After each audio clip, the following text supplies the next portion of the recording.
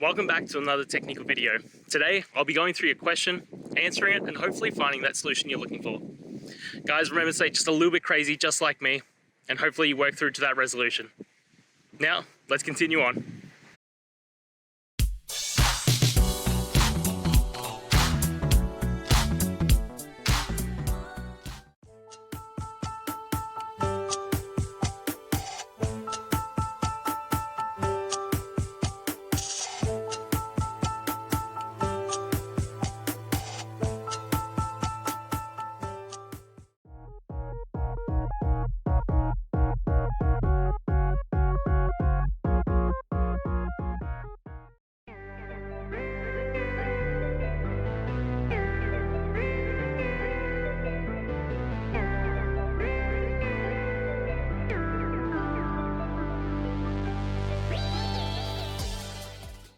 I hope that video helped find the resolution that you're looking for.